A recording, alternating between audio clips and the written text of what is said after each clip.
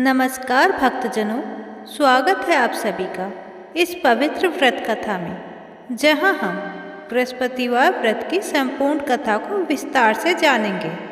यह कथा उन सभी के लिए महत्वपूर्ण है जो धन, सुख समृद्धि और संतान सुख की इच्छा रखते हैं। तो आइए पूरी श्रद्धा और भक्तिभाव से इस कथा को सुनते हैं और बृहस्पति भगवान का आशीर्वाद प्राप्त करते हैं। बहुत समय पहले की बात है। भारतवर्ष में एक राजा राज्य करता था। वह बड़ा प्रतापी और दानी था। वह नित्य गरीबों और ब्राह्मणों की सेवा सहायता करता था। वह प्रतिदिन मंदिर में भगवान दर्शन करने जाता था, लेकिन यह बात उसकी रानी को अच्छी नहीं लगती थी। वह ना ही पूजन करती थी और ना ही दान करने में उसका मन लगता था। एक दिन राजा शिकार खेलने वन को गए हुए थे, तो रानी और दासी महल में अकेली थी। उसी समय बृहस्पति देव साधु भेष में राजा के महल में भिक्षा के लिए गए और भिक्षा मांगी, तो रानी ने भिक्षा देने से मना कर दिया। रानी ने कहा कि हे साधु महाराज, मैं तो दान पुण्य से तंग आ गई हूँ। इस कार्य के लिए मेरे पति देव ही बहुत हैं। अब आप ऐसी कृपा करें कि सारा धन नष्ट हो जाए तथा मैं आराम से रह सकूं। साधु ने कहा, देवी, तुम तो बड़ी अजीब हो। धन और संतान से कौन दुखी होता है? इसकी तो सभी कामना करते हैं। पापी भी पुत्र और धन की इच्छा करते हैं। अगर तुम्हारे पास अधिक धन है तो भूखे मनुष्य को भोजन कराओ, प्याऊ लगवाओ, ब्राह्मणों को दान दो, कुआं, तालाब, बावड़ी, बाग बगीचे आदि का निर्माण कराओ, मंदिर, पाठशाला, धर्मशाला बनवाकर दान दो, निर्धनों की कुंवारी कन्याओं का विवाह कराओ, साथ में यज्ञ आदि कर्म करो, अपने धन को शुभ कार्यों में खर्च करो। ऐसा करने से तुम्हारा नाम प्रलोक में सार्थक होगा एवं स्वर्ग की प्राप्ति होगी। लेकिन रानी को उपदेश का कोई प्रभाव ना पड़ा। वह बोली, महाराज, मुझे ऐसे धन की आवश्यकता नहीं जिसको मैं अन्य लोगों को दान दूं, जिसको रखने और संभालने में ही मेरा सारा समय नष्ट हो जाए। अब आप ऐसी कृपा करें कि सारा धन नष्ट हो जाए और मैं आराम से रह सकूं। साधु ने उत्तर दिया, यदि तुम्हारी ऐसी इच्छा है तो जैसा मैं तुम्हें बताता हूँ तुम वैसा ही करना। बृहस्पतिवार को घर को गोबर से लीपना, अपने केशों को पीली मिट्टी से धोना, राजा से कहना वह बृहस्पतिवार को हजामत बनवाए, भोजन में मांस मदिरा खाना और कपड़ा धोबी के यहाँ धुलने डालना। ऐसा करने से 7 बृहस्पतिवार में ही आपका सारा धन नष्ट हो जाएगा। इतना कहकर साधु महाराज वहाँ से चले गए। इसके बाद रानी ने वही किया जो साधु ने बताया था। 3 बृहस्पतिवार ही बीते थे कि उनका समस्त धन संपत्ति नष्ट हो गया और भोजन के लिए राजा रानी तरसने लगे। तब एक दिन राजा ने रानी से कहा कि तुम यहाँ पर रहो, मैं दूसरे देश में चाकरी के लिए चला जाऊँ, क्योंकि यहाँ पर मुझे सभी मनुष्य जानते हैं, इसीलिए कोई कार्य नहीं कर सकता। देश चोरी परदेश भीख बराबर है। ऐसा कहकर राजा परदेश चला गया। वहाँ जंगल को जाता और लकड़ी काट कर लाता और शहर में बेचता। इस तरह जीवन व्यतीत करने लगा। इधर राजा के बिना रानी और दासी दुखी रहने लगी।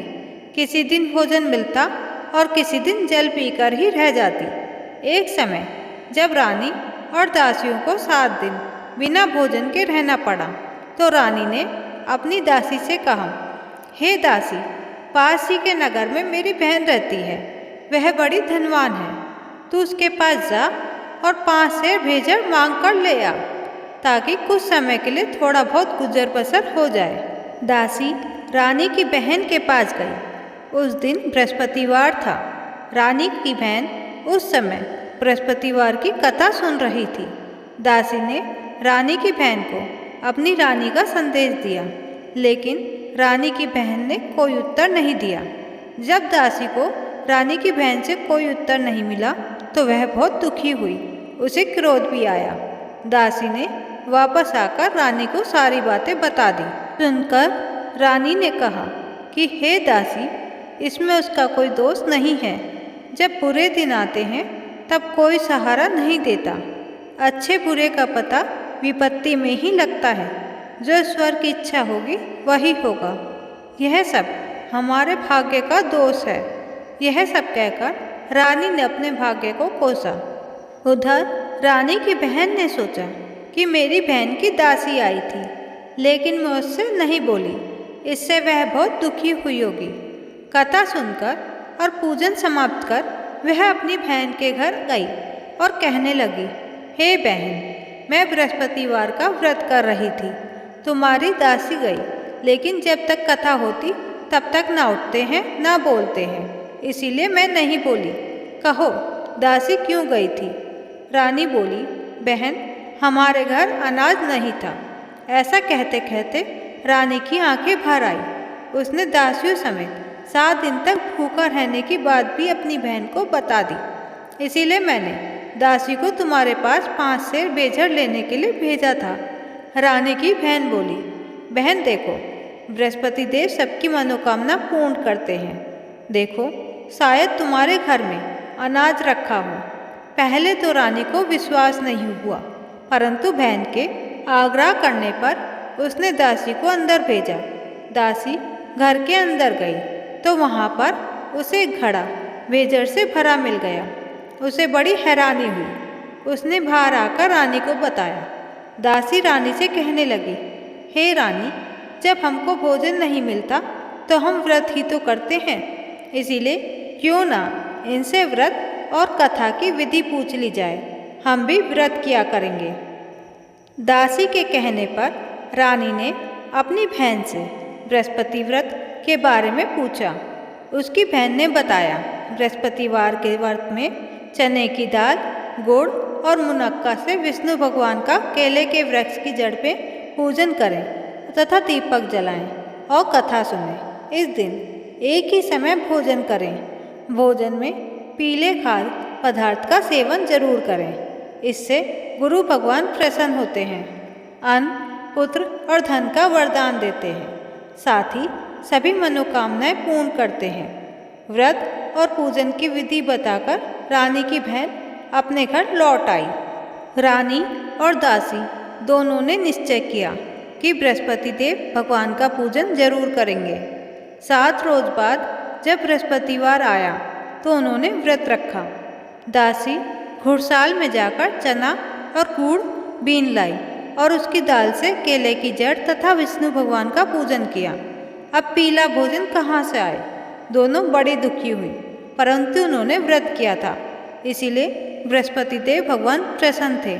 एक साधारण व्यक्ति के रूप में वे 2 थालों में पीला भोजन लेकर आए और दासी को देकर बोले, हे दासी, यह भोजन तुम्हारे और तुम्हारी रानी के लिए है। इसे तुम दोनों ग्रहण करना। दासी भोजन पाकर बहुत प्रसन्न हुई। उसने रानी से कहा, चलो रानी जी, भोजन कर लो। परंतु रानी को भोजन आने के बारे में कुछ नहीं पता था, इसलिए उसने कहा कि जा तू ही भोजन कर, क्यों तू व्यर्थ में हमारी हंसी उड़ाती है। तब दासी ने कहा, एक व्यक्ति भोजन दे गया है। तब रानी ने कहा, वह व्यक्ति तेरे लिए ही भोजन दे गया है, तू ही भोजन कर। तब दासी ने कहा, वह व्यक्ति हम दोनों के लिए 2 थालों में सुंदर पीला भोजन दे गया है, इसीलिए मैं और आप दोनों ही साथ साथ भोजन करेंगे। यह सुनकर रानी बहुत प्रसन्न हुई और दोनों ने गुरु भगवान को नमस्कार कर भोजन किया। उसके बाद से वे प्रत्येक बृहस्पतिवार को गुरु भगवान का व्रत और पूजन करने लगी। बृहस्पति भगवान की कृपा से उनके पास धन हो गया, लेकिन रानी फिर पहले की तरह आलस्य करने लगी। तब दासी बोली, देखो रानी, तुम पहले भी इस प्रकार आलस्य करती थी। तुम्हें धन रखने में कष्ट होता था, इस कारण सभी धन नष्ट हो गया। अब गुरु भगवान की कृपा से धन मिला है, तो फिर तुम्हें आलस्य होता है। बड़ी मुसीबतों के बाद हमने यह धन पाया है, इसीलिए हमें दान पुण्य करना चाहिए। अब तुम भूखे मनुष्य को भोजन कराओ, प्याऊ लगवाओ, ब्राह्मणों को दान दो, कुआं, तालाब, बावड़ी और बाग बगीचे आदि का निर्माण कराओ। मंदिर, पाठशाला और धर्मशाला बनवाकर दान दो। निर्धनों की कुंवारी कन्याओं का विवाह कराओ। साथ ही यज्ञ आदि कर्म करो। अपने धन को शुभ कार्यों में खर्च करो, जिससे तुम्हारे कुल का यश बढ़े और स्वर्ग प्राप्त हो और पितर प्रसन्न हो। दासी की बात मानकर रानी शुभ कर्म करने लगी। उसका यश फैलने लगा। एक दिन रानी और दासी आपस में विचार करने लगी कि ना जाने राजा किस दशा में होंगे।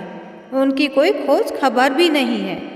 उन्होंने श्रद्धापूर्वक बृहस्पति भगवान से प्रार्थना की कि राजा जहाँ कहीं भी हो शीघ्र वापस आ जाएं। उसी रात्रि को बृहस्पति देव ने राजा को स्वप्न में कहा कि हे राजा, उठ, तेरी रानी तुझको याद करती है। अपने देश को लौट जा। राजा प्रातःकाल उठा और जंगल से लकड़ी काटने के लिए जंगल की ओर चल पड़ा। जंगल से गुजरते हुए विचार करने लगा कि रानी की गलती से उसे कितने दुख भोगने पड़े। राजपाट छोड़कर जंगल में आकर रहना पड़ा। जंगल से लकड़ी काटकर शहर में बेचकर गुजारा करना पड़ा और अपनी दशा को याद करके व्याकुल होने लगा। उसी समय राजा के पास बृहस्पति देव साधु के वेश में आकर बोले, हे लकड़हारे, तुम इस सुनसान जंगल में किस चिंता में बैठे हो, मुझे बतलाओ। यह सुन राजा के नेत्रों में जल भर आया। साधु की वंदना कर राजा ने अपनी संपूर्ण कहानी सुना दी। महात्मा दयालु होते हैं। वह बोले, तुम्हारी स्त्री ने बृहस्पति के दिन बृहस्पति भगवान का निरादर किया है, जिसके कारण रुष्ट होकर उन्होंने तुम्हारी यह दशा कर दी। अब तुम चिंता को दूर करके मेरे कहने पर चलो तो तुम्हारे सभी कष्ट दूर हो जाएंगे और भगवान पहले से भी अधिक संपत्ति देंगे। तुम बृहस्पति के दिन कथा किया करो। 2 पैसे के चने मुनक्का लाकर उसका प्रसाद बनाओ और शुद्ध जल से लोटे में शक्कर मिलाकर अमृत तैयार करो। कथा के पश्चात अपने सारे परिवार और सुनने वाले प्रेमियों में अमृत व प्रसाद बांटकर आप भी ग्रहण करो। ऐसा करने से भगवान तुम्हारी सब मनोकामनाएं पूरी करेंगे। साधु के ऐसे वचन सुनकर लकड़हारा बोला, हे प्रभु, मुझे लकड़ी बेचकर इतना पैसा नहीं मिलता जिससे भोजन के उपरांत कुछ बचा सकूं। मैंने रात्रि में अपनी स्त्री को व्याकुल देखा है। मेरे पास कुछ भी नहीं जिससे मैं उसकी खबर मांग सकूं। साधु ने कहा, हे लकड़हारे, तुम किसी बात की चिंता मत करो। बृहस्पति के दिन तुम रोजाना की तरह लकड़ियां लेकर शहर को जाओ। तुमको रोज से दुगना धन प्राप्त होगा, जिससे तुम भली भांति भोजन कर लोगे तथा बृहस्पति देव की पूजा का सामान भी आ जाएगा। इतना कहकर साधु अंतर्ध्यान हो गए। धीरे धीरे समय व्यतीत होने पर फिर वही बृहस्पतिवार का दिन आया। लकड़हारा जंगल से लकड़ी काटकर किसी शहर में बेचने गया। उसे उस दिन और दिन से अधिक पैसा मिला। राजा ने चना गुड़ आदि लाकर गुरुवार का व्रत किया। उस दिन से उसके सभी कलेश दूर होने लगे। परंतु जब दोबारा गुरुवार का दिन आया तो बृहस्पतिवार का व्रत करना भूल गया। इस कारण बृहस्पति भगवान नाराज हो गए। उस दिन उस नगर के राजा ने विशाल यज्ञ का आयोजन किया तथा शहर में यह घोषणा करा दी कि कोई भी मनुष्य अपने घर में भोजन न बनावे, न आग जलावे। समस्त जनता मेरे यहाँ भोजन करने आवे। इस आज्ञा को जो ना मानेगा उसे फांसी की सजा दी जाएगी। इस तरह की घोषणा संपूर्ण नगर में करवा दी गई। राजा की आज्ञानुसार शहर के सभी लोग भोजन करने गए, लेकिन लकड़हारा कुछ देर से पहुंचा। इसीलिए राजा उसको अपने साथ घर लिवा ले गए और ले जाकर भोजन करा रहे थे तो रानी की दृष्टि उस खूंटी पर पड़ी जिस पर उसका हार लटका हुआ था। वह वहाँ पर दिखाई नहीं दिया। रानी ने निश्चय किया कि मेरा हार इस मनुष्य ने चुरा लिया है। उसी समय सिपाहियों को बुलाकर उसको कारागार में डलवा दिया। जब लकड़हारा कारागार में पड़ गया और बहुत दुखी होकर विचार करने लगा कि ना जाने कौन से पूर्व जन्म के कर्म से मुझे यह दुख प्राप्त हुआ है। और उसी साधु को याद करने लगा जो कि जंगल में मिला था। उसी समय तत्काल बृहस्पति देव साधु के रूप में प्रकट हुए और उसकी दशा को देखकर कहने लगे, अरे मूर्ख, तूने बृहस्पति देव की कथा नहीं करी, इस कारण तुझे दुख प्राप्त हुआ है। अब चिंता मत कर, बृहस्पतिवार के दिन कारागार के दरवाजे पर 4 पैसे पड़े मिलेंगे। उनसे तू बृहस्पति देव की पूजा करना, तेरे सभी कष्ट दूर हो जाएंगे। बृहस्पति के दिन उसे 4 पैसे मिले। लकड़हारे ने कथा कही। उसी रात्रि को बृहस्पति देव ने उस नगर के राजा को स्वप्न में कहा, हे राजा, तुमने जिस आदमी को कारागार में बंद कर दिया है वह निर्दोष है, वह राजा है, उसे छोड़ देना। रानी का हार उसी खूंटी पर लटका है। अगर तू ऐसा नहीं करेगा तो मैं तेरे राज्य को नष्ट कर दूंगा। इस तरह रात्रि के स्वप्न को देखकर राजा प्रातःकाल उठा और खूंटी पर हार देखकर लकड़हारे को बुलाकर क्षमा मांगी तथा लकड़हारे को योग्य सुंदर वस्त्र आभूषण देकर विदा कर दिया। बृहस्पति देव की आज्ञानुसार लकड़हारा अपने नगर को चल दिया।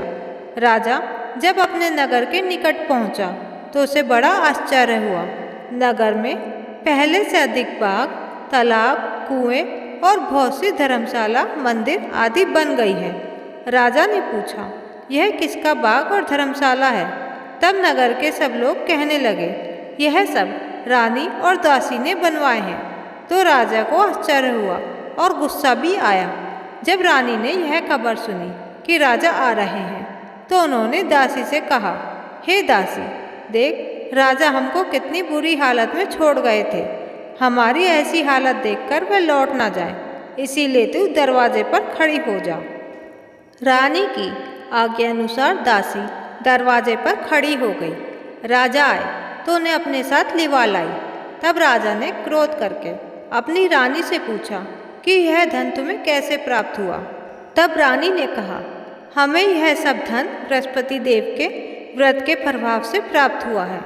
राजा ने निश्चय किया कि 7 रोज बाद तो सभी बृहस्पति देव का पूजन करते हैं, परंतु मैं प्रतिदिन दिन में 3 बार कहानी तथा रोज व्रत क्या करूँगा।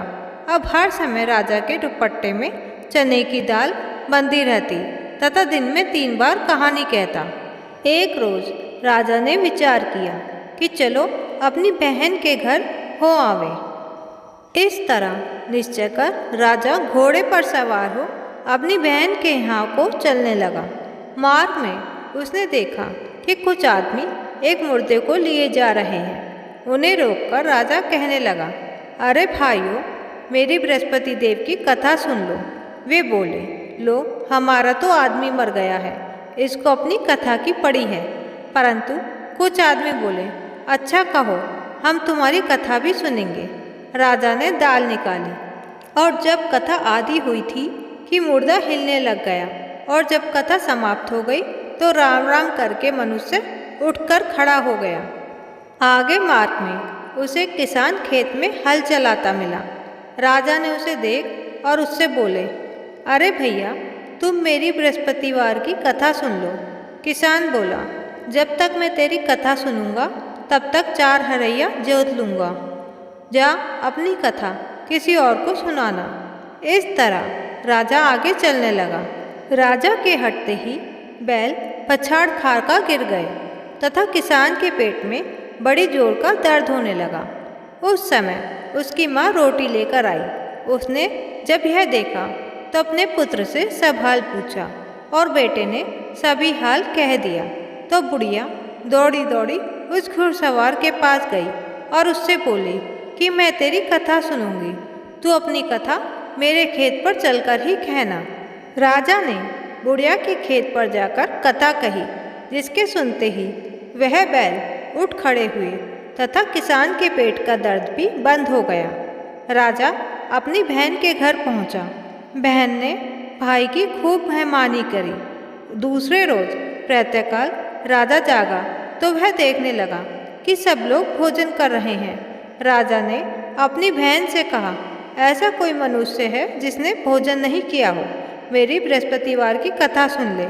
बहन बोली, हे भैया, यह देश ऐसा ही है कि पहले यहाँ लोग भोजन करते हैं, बाद में अन्य काम करते हैं। अगर कोई पड़ोस में हो तो देख आऊं। वह ऐसा कहकर देखने चली गई, परंतु उसे कोई ऐसा व्यक्ति नहीं मिला जिसने भोजन ना किया हो। अंततः वह एक कुमार के घर गई जिसका लड़का बीमार था। उसे मालूम हुआ कि उनके यहाँ 3 रोज से किसी ने भोजन नहीं किया है। रानी ने अपने भाई की कथा सुनने के लिए कुमार से कहा। वह तैयार हो गया। राजा ने जाकर बृहस्पतिवार की कथा कही, जिसको सुनकर उनका लड़का ठीक हो गया। अब तो राजा की प्रशंसा होने लगी। एक रोज राजा ने अपनी बहन से कहा, हे बहन, हम अपने घर को जाएंगे, तुम भी तैयार हो जाओ। राजा की बहन ने अपनी सास से कहा। सास ने कहा, हाँ चली जा, परंतु अपने लड़के को मत ले जाना, क्योंकि तेरे भाई के कोई औलाद नहीं है। बहन ने अपने भैया से कहा, हे भैया, मैं तो चलूँगी, पर कोई बालक नहीं जाएगा। राजा बोला, जब कोई बालक नहीं चलेगा तब तुम ही क्या करोगी। बड़े दुखी मन से राजा अपने नगर को लौट आया। राजा ने अपनी रानी से कहा, हम निर्वंशी हैं, हमारा मुंह देखने का धर्म नहीं है और कुछ भोजन आदि नहीं किया। रानी बोली, हे प्रभु, बृहस्पति देव ने हमें सब कुछ दिया है, वे हमें औलाद अवश्य देंगे। उसी रात को बृहस्पति देव ने राजा के स्वप्न में कहा, हे राजा, उठ, सभी सोच त्याग दे, तेरी रानी गर्भ से है। राजा को यह बात सुनकर बड़ी खुशी हुई। 9वें महीने में रानी के गर्भ से एक सुंदर पुत्र पैदा हुआ। तब राजा बोला, हे रानी, स्त्री बिना भोजन के रह सकती है, पर बिना कहे नहीं रह सकती। जब मेरी बहन आवे तो मुझसे कुछ मत कहना। रानी ने सुनकर हाँ कर दिया। जब राजा की बहन ने यह शुभ समाचार सुना तो वह बहुत खुश हुई तथा बधाई लेकर अपने भाई के यहाँ आई। तभी रानी ने कहा, घोड़ा चढ़कर तो नहीं आई, गधा चढ़ी आई। राजा की बहन बोली, भाभी, मैं इस प्रकार ना कहती तो तुम्हें औलाद कैसे मिलती। बृहस्पति देव ऐसे ही हैं, जैसी जिसके मन में कामनाएं हैं सभी को पूर्ण करते हैं। जो सद्भावना पूर्वक बृहस्पतिवार का व्रत करता है एवं कथा पढ़ता है अथवा सुनता है, दूसरों को सुनाता है, बृहस्पति देव उसकी सभी मनोकामना पूर्ण करते हैं। जो व्यक्ति श्रद्धा और विश्वास के साथ बृहस्पतिवार व्रत करता है, उसकी सभी मनोकामनाएं पूर्ण होती हैं। धन, संतान, सुख समृद्धि की प्राप्ति होती है और भगवान विष्णु का आशीर्वाद मिलता है। इसीलिए हम सभी को बृहस्पतिवार का व्रत रखना चाहिए और सच्चे मन से इस कथा को सुनना और सुनाना चाहिए। अगर आपको यह कथा पसंद आई हो तो इसे अपने मित्रों और परिवारजनों को जरूर सुनाएं। याद रखें, श्रद्धा और विश्वास से किया गया कोई भी कार्य फल जरूर देता है। आपका दिन शुभ हो। जय बृहस्पति भगवान, जय विष्णु भगवान।